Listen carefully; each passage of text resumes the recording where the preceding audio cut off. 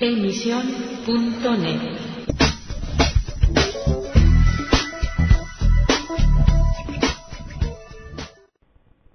Hello again and welcome to Letter from England, broadcasting for AC Press and the Spanish Evangelical Alliance. My name is Jonathan Dawson. Here in England, Leicester University has produced the world's first happiness map, according to which the Danes and the Swiss are the happiest, whilst the poor folk of Zimbabwe and Burundi are the most miserable. However, at the same time, another study conducted by the New Economic Forum concludes that material wealth does not necessarily mean greater happiness. Well, the subject of happiness is one that has concentrated at the greatest minds, how to live in a satisfied and fruitful manner. As Christians, of course, we have the answer.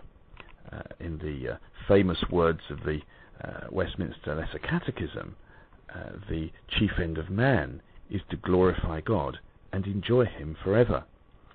So the Christian message is that true happiness is to be found in serving and honouring and worshipping God, discovering more about Him, discovering why He has made us, how He has made us, and what He has made us for. But going back to the two pieces of research, secular view, to give us a secular view of happiness.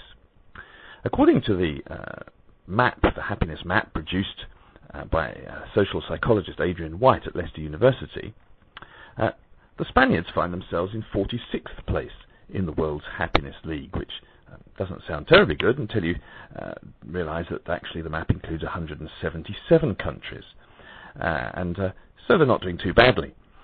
He based his league table on life expectancy, on financial well-being, and on levels of education. After Denmark and Switzerland, the next happiest nations are Austria, Iceland, the Bahamas, Finland and Sweden. However, other top 20 entries include the rather bizarre mixed bag of Costa Rica, Holland, Malaysia and Norway. Britain comes in at 41st and the USA at 23rd. Now, White insists that the three factors he's mentioned are inextricably linked.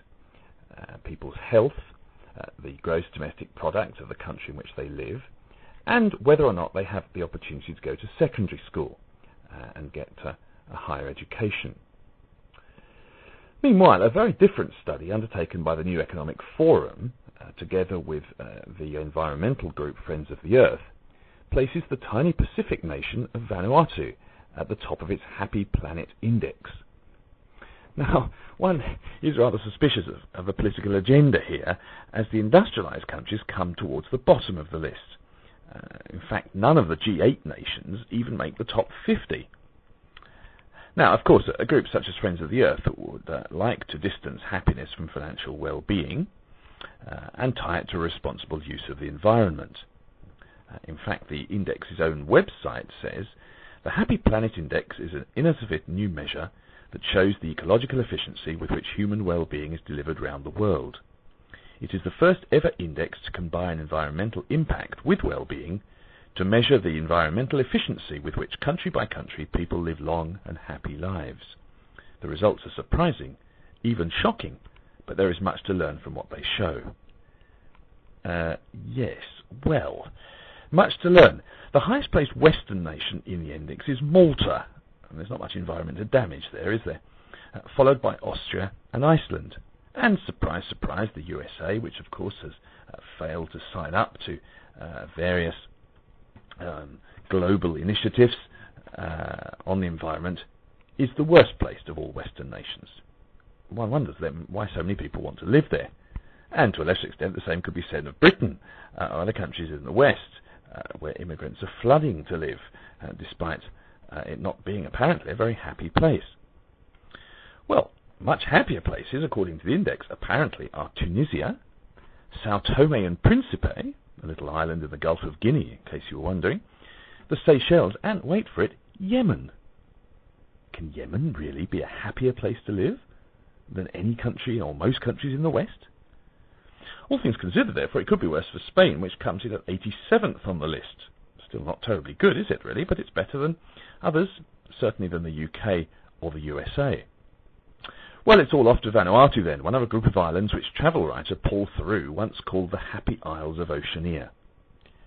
Yet, before you book your ticket, how could the index come up with Colombia as the second happiest country in the world? Well, only its compilers know how they managed to do that. And has a 20-year civil war had no detrimental effect on the environment? I hope you're happy where you are. Thank you for listening, and goodbye for now.